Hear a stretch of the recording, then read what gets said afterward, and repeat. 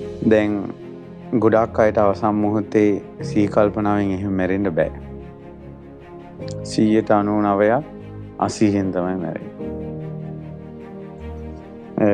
සිහි කල්පනාවෙන් මැරෙන්න නම් ඒ කියන්නේ හොඳට පිනක් මතක් වෙලා hina වීගෙන එහෙම මැරෙන්න නම් සුදුසු කන් එකක් තියෙන්න ඕන.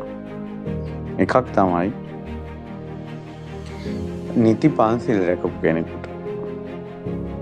නිති පන්සිල් රකින්න කෙනෙකුට පන්සිල් රැකීමේ දිට්ඨ ධම්ම වේදිනේ විපාකයක් එනවා. මැරෙන වෙලාවේ හොඳට සිහි කල්පනාව පිහිටනවා. ඊළඟ එක තමයි මෛත්‍රී භාවනාව.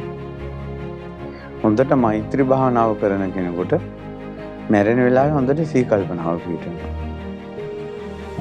ඊළඟ එක තමයි ඉවසන කෙනෙකුට.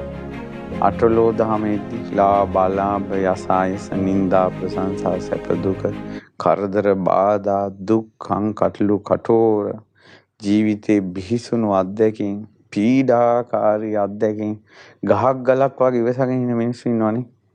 මැරෙන වෙලාවට සිහි කල්පනාව පිහිටනවා.